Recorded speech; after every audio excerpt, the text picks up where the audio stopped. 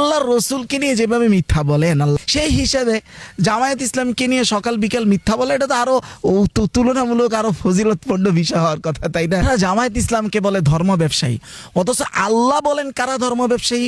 আমাদের শ্রদ্ধেয় পীর সাহেব হুজুর চরমনাই আল্লাহর রসুলকে নিয়ে যেভাবে মিথ্যা বলেন আল্লাহ, তার ওয়াজে শত শত জাল হাদিস, ভিত্তিহীন হাদিসের ভরপুর। আমার এই প্রিয় হজরত না, আমার ঘরানার এই প্রিয় হজরতরা তাসাউফের নামে যেভাবে কোরআন সুন্নাহর 12টা বাজায় দিচ্ছেন, ঠিক ইসলামী রাজনীতির নামে ইসলামী রাজনীতির উত্থানের 12টা বাজায় দিচ্ছেন। উনি একবারে কাইন্দা টাইন্দা কি হাদিস বললেন? হাদিসের মধ্যে আসছে অন্ধের কাছে আল্লাহ পাক কোনো প্রশ্ন করবে না। যা হাদিসে আছে, হাদিসে কোথায় আছে ওই এবারত পড়া লাগে না? সচরাচর প্রত্যেক কথায় কথায় হাদিসের এবারত পড়বে, বা হাদিসটা কোথায় আছে, কে রাউই অথবা কত নাম্বার হাদিস, এগুলো তো বলার অভ্যাস নাই। এগুলো তো বলে হচ্ছে যারা পড়াশোনা করে তাদের জন্য, এগুলো তো ওনাদের জন্য না। তো বলে দিছে বাংলায় আর কি 10 জন বক্তার মতোই যে হাদিসে আছে। কি আছে হাদিসে?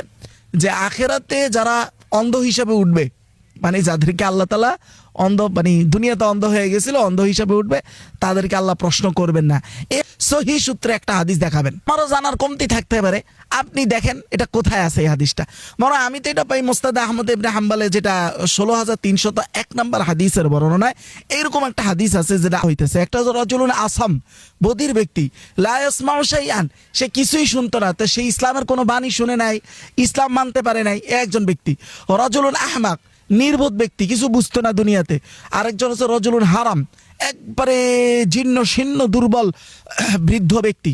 কয়টা গেল? 3টা। অরাজুলুন মাতাফি ফাতরাতিন, আরেকজন এমন ব্যক্তি যে ফাতরাতে মারা গেছে। ফাতরাত বলতে কি? ফাতরাত মানে এক নবী আসার, চলে যাওয়ার পরে আরেক নবী আগমনের যে মাঝামাঝি স্থানটা, মাঝামাঝি যে জামানা বা সময়টা, ওটা হলো ফাতরাতের সময়। এই সময় যে মারা গেছে। তো এই 4 ব্যক্তির ক্ষেত্রে কি হবে কিয়ামতের দিন? প্রথম ব্যক্তি কে ছিল? যে বদির। ফাআম্মাল আসাম, বদির, সে বলবে ফায়াকুলু রাব্বি, সে বলবে হে আমার রব, যে লাকাদ জা আল ইসলাম, ইসলাম তো এসছে, কিন্তু আমা আসমাউ শাইআন, কিন্তু আমি তো কিছু শুনতে পাই নাই। এটা হলো তার ওজর। 2 নাম্বার হচ্ছে ওয়াম্মাল আহমাক, যে নির্বোধ ছিল, সে বলবে ফায়াকুলু ইয়া রাব্বি, হে আমার রব, লাকাদ জা আল ইসলাম ওয়াস সিবিয়ান ইয়াহজিফুনি বিল বা'রি, সে বলবা আল্লাহ আমি তো নির্বোধ ছিলাম, কিছু বুঝতাম না, বরং আমার ছোট ছোট বাচ্চারা আমাকে গোবর নিক্ষেপ করতো, মানে দুষ্টামি করতো। আমাদের এলাকায় হয় না, পাগল টাগল থাকলে এটা নিক্ষেপ করে ওটা নিক্ষেপ করে, ওরকম কিছু বলবে। 3 নাম্বার কে ছিল? 3 নাম্বার হলো একেবারে জীর্ণ শীর্ণ বৃদ্ধ ব্যক্তি। ও আম্মাল হারাম, সে ব্যক্তি বলবে ফায়াকুলু রাব্বি, হে আমার রব, লাকাদ জা আল ইসলাম, ইসলাম তো আসছে, ওয়ামা আকিলু শাইআন, আমি কিছু বুঝতেই পারি নাই, আমি কিছু, আমার জ্ঞানই কিছু ধরতো না।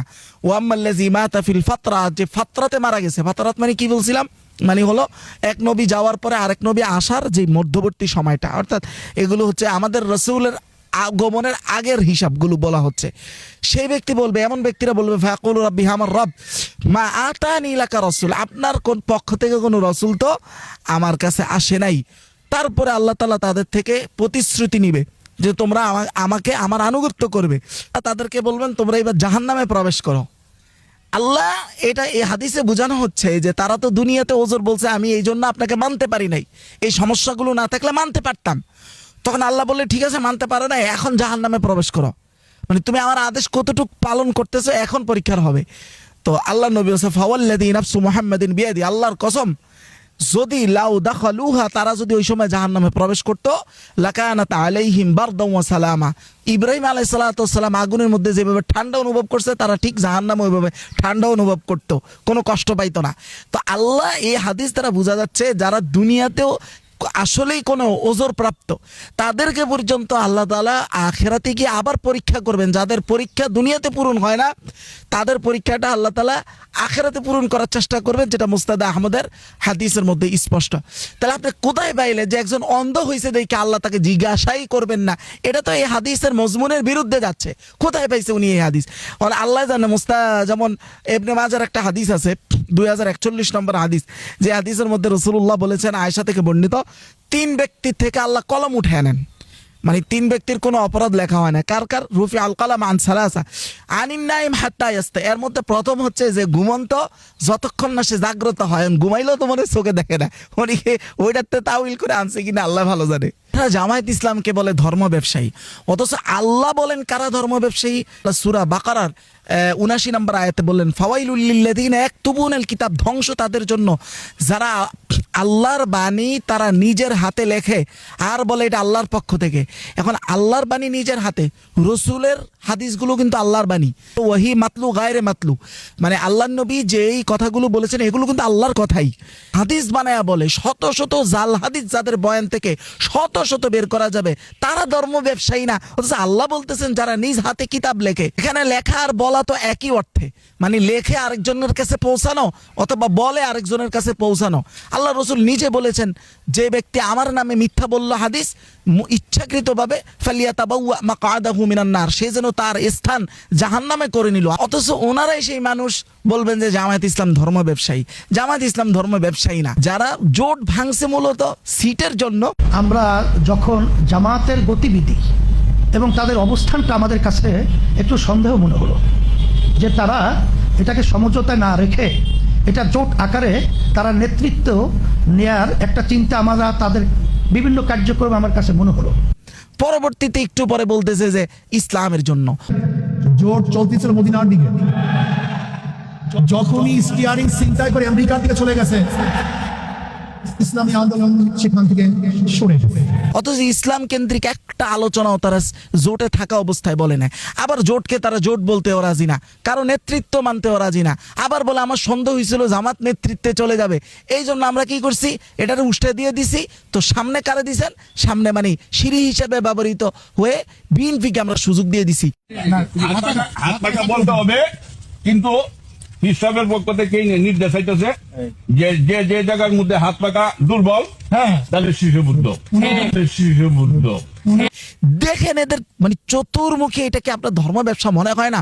মানে জামায়াত ইসলামের সাথে নেগোসিয়েশন হয় না দেখা যে কোনো মূল্যে জামায়াত ইসলাম যেন ক্ষমতা না যায়, না যাইলে তারা এটাকে ভাবতেছে ইসলামের বিজয়।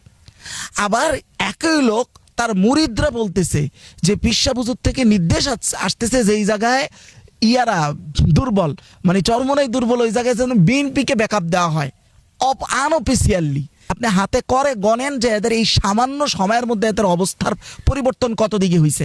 প্রথমে তারা বলছে এটা জোট না, কেউ জোট বলবেন না, এটা আমাদের সমঝোতা। আবার এখন বলে যে এই জোটের ইয়াতে ছিল, নেতৃত্বে ছিল শায়েখে চরমনাই, সেটাও মিথ্যা কথা। প্রথমেই তারা বলছে কেউ নেতৃত্বে না। সরমানা পিসা হুজুর যখন ওয়ান বক্স পলিসি আনে, আমরা কওমি উলামা কেরাম কি জানি একটা উদ্ভাবন করে ফেলছে, খুব খুশি হয়েছিলাম। এখন অ্যানালাইসিস করে দেখলাম এই পলিসির কোনো দুনিয়ার দিক থেকেও ভিত্তি নাই, কোরআন সুন্নাহর দিক থেকেও ভিত্তি নাই। আজকের বক্তব্য শোনার পরে এই ওয়ান বক্স পলিসি নিয়ে আর কোনোদিন গর্বের জায়গা খুঁজে পাবেন না ইনশাআল্লাহ। ইসলামের পক্ষের একটা বাক্সের কথা আমরা স্লোগান দিয়েছিলাম, সেই ইসলাম নামক বাক্সটাকে চিন্তাই করে নেওয়া হয়েছে। প্রথমত কথা হচ্ছে ওয়ান বক্স পলিসি মানে হলো এখানে কেউ কারো নেতৃত্বে থাকবে না, সবাই স্বতন্ত্র মত দিবে, সবাই সবাইকে ছাড় দিবে। ভালো কথা। একটা আয়াতের দিকে তাকান তো, আল্লাহ তাআলা বলতেছেন যে যদি এই জমিনে এই আসমানে যদি দুইজন খোদা থাকতো দুনিয়া ধ্বংস হয়ে যেত। কারণ দেখেন দুইজন খোদা থাকলে দুনিয়া ধ্বংস হয়ে যেত, যেহেতু দুনিয়া ধ্বংস হয় না তার মানে খোদা একজন, সিদ্ধান্ত দাতা একজন, এই জন্য ধ্বংস হয় না। এখন এই ব্যক্তিরা যে একত্রিত হয়েছে রাজনৈতিক সিদ্ধান্তের জন্য, রাজনীতি হলো এমন একটা ময়দান যেখানে অনেক সময় তন্মগত সিদ্ধান্ত প্রয়োজন। এই সিদ্ধান্তটা কে দিবে? সবাই সবাইকে ছাড় দিবে। ধরুন একটা বিষয় আপনারও চাহিদা আমারও চাহিদা, মানে কে চাহিদাটা ছেড়ে দিবে? চাহিদা একই চাহিদা আপনারও আমারও, মানে এটা কে ছাড়বে, কে কাকে ছাড় দিবে, এই সিদ্ধান্তটা কে নিবে? আমরা অনেকে মনে করি মাসওয়ারা ইসলামে একটা জিনিস, কিন্তু আমরা এটা জানি না যে ওই মাসওয়ারা 10 জনে 10টা মত দেওয়ার পরে চূড়ান্ত সিদ্ধান্ত কিন্তু একজনে দেয়। চূড়ান্ত সিদ্ধান্ত কিন্তু 10 জনেরটাই সবসময় হয়, বিষয়টা তা নয়। আল্লাহ তাআলা সূরা আলে ইমরানের 159 নম্বর আয়াতে স্পষ্ট নবীকে বলছেন ওয়াশাউইরহুম ফিল আমর, হে নবী আপনি সাহাবীদের সাথে পরামর্শ করেন, কিন্তু সিদ্ধান্ত আল্লাহ বলেন ফাইদা আযামতা, এক বচনে বলেছেন যখন আপনি কোনো সিদ্ধান্তের উপর উপনীত হবেন ফাতাওয়াক্কাল আলাল্লাহ, আল্লাহর উপর আপনি তাওয়াক্কুল করেন, তার মানে সিদ্ধান্ত দাতা এখানে একজন। আমরা অনেকে মনে করি মশওয়ারার মধ্যে অধিকাংশ মানুষ যেটা বলবে এটাই মনে হয় সিদ্ধান্ত দিতে হয়, বিষয়টা মনে এরকম, মোটেও এরকম না। যিনি সিদ্ধান্তদাতা আমির থাকবেন, হয় তিনি অধিকাংশটা যদি ভালো মনে করেন সিদ্ধান্ত দিবেন, কম অংশেরটা যদি ভালো মনে করেন সিদ্ধান্ত দিবেন। এমনও হতে পারে 2 জনেরটা বাদ দিয়ে তিনি তৃতীয় কোনো সিদ্ধান্ত দিবেন। তাহলে মশওয়ারা কেন? মশওয়ারা হলো ওনার কাছে যেন কোনো দিক অস্পষ্ট না থাকে, সবগুলো দিক যেন উঠে আসে। আল্লাহ তাআলা স্পষ্ট সূরা আনামের 116 নম্বর আয়াতে বলতেছেন ওয়া ইন তুতি আকসারা মান ফিল আরদি ইউদিল্লুকা আন সাবিলিল্লাহ, হে নবী আপনি যদি সবসময় এটাকে মূলনীতি বানান যে অধিকাংশ পৃথিবীর মানুষ যেটা বলবে সেটাই মানতে হবে, তাহলে সেটাই আপনাকে আল্লাহর পথ থেকে বিচ্যুত করে নিবে।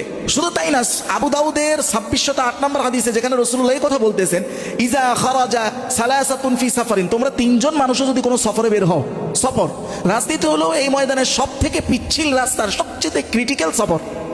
সাধারণ সফরের কথা রাসূল বলছেন, মাত্র তিনজন বের হইছো, ফালিউ আমিরু আহাদাহুম, তিনজনের একজনকে তারা যেন আমির মেনে নেয়, অর্থাৎ একজনকে নেতা মেনে নেয়। তাহলে তিনজন মানুষ রাস্তায় বের হয়েছে হাঁটতে, সেখানেও যদি রসুল একজনকে আমির বানাইতে বলে, রাজনীতির মতো এমন একটা পিচ্ছিল জায়গা উনি চলবেন, কারোর নেতৃত্ব মানবেন না। এই যে সব জায়গায় যে পীরগিরি, এইটার কারণে ভালো একটা ফিসলা খাইছেন। যে মাজায় যে ব্যথা পাইছেন, ব্যথা পাইয়া বলে যে মানুষ আমাকে গ্রহণ না করলে আমি তো জিম্মা থেকে মুক্ত হইলাম। আমরা ওনাদের বিদ্বেষী না, আমরা চাই তিনারা আমাদের যোগ্য নেতা হয়ে আসুক। এই সকল অযোগ্যতা নিয়ে আমাদেরকে সহ বারবার এই ফিসলা খাওয়া, এইটা আমরা চাই না।